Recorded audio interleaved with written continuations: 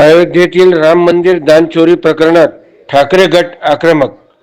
बुलढाण्यातील राम मंदिरात सकाळपासूनच रामरक्षा आंदोलन केले सुरू. आंदोलनात मोठ्या प्रमाणात शिवसैनिक सामील. रामरक्षा व घोषणाबाजी परिसर दुमदुमला. अयोध्येतील प्रभू रामचंद्राच्या मंदिरातील झालेली दानचोरी या विरोधात बुलढाणा ठाकरे गट आक्रमक झाला असून आज सकाळपासूनच बुलढाण्यातील वरवड बकाल येथील प्रसिद्ध राम मंदिरामध्ये ठाकरे गटाच्या राज्य प्रवक्ता जयश्रीताई शेळके व दोन्ही जिल्हा प्रमुखांच्या नेतृत्वात शिवसैनिकांनी रामरक्षा आंदोलन सुरू केले आहे. प्रभू रामचंद्राच्या मंदिरातील दानपेटीतील चोरी ही देशातील कलंक असून यातील छोट्या माशांना नाही तर यामागील प्रमुख सूत्रधारांवर कारवाई व्हावी अशी मागणी आंदोलन दरम्यान शिवसैनिकांनी केली आहे. या आंदोलनाला जिल्हाभरातून मोठ्या प्रमाणात शिवसैनिकांसह महिला उपस्थित आहेत.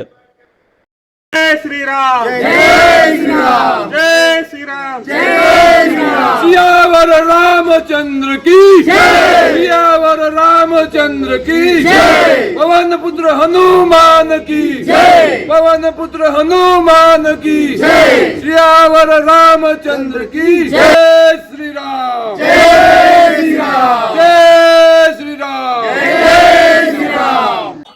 देशभरातील आणि विदेशातीलही करोडो राम भक्तांनी आपल्या कष्टाची कमाई त्या ठिकाणी राम मंदिराला दान दिलेली होती आणि आज त्यावर दल्ला मारण्याचं काम हे मंदिर प्रशासनाने आणि त्यांना राजाश्रय देणाऱ्या भारतीय जनता पक्षाने केलेलं आहे.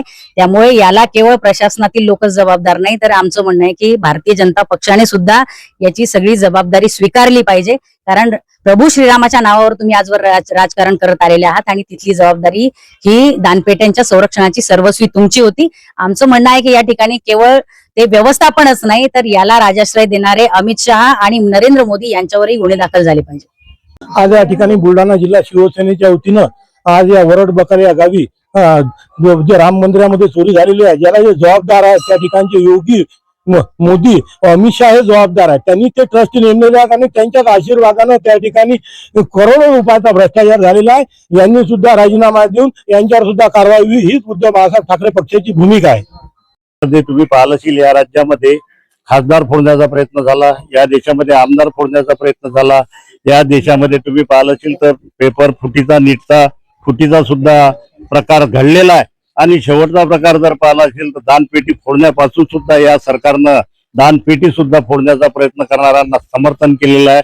म्हणून अशा लोकांचा 100% आम्ही निषेध करतो आणि भारतीय जनता पार्टीमधले जे काही लोक असतील, मग मोदी असतील, शहा असतील, इकडे योगी असेल, या लोकांच्या सहकार्यानं हे जे ट्रस्टी लोकांनी यांच्यावर डल्ला मारलेला आहे त्या डल्ल्याचा आम्ही निषेध करून त्यांच्यावर 100% गुन्हा दाखल झाला पाहिजे अशा प्रकारची आमची शिवसेना पक्षाच्या वतीनं मागणी. सायन दैनिक खबरे शामतकसाठी अशोक जसवानी, बुलढाणा.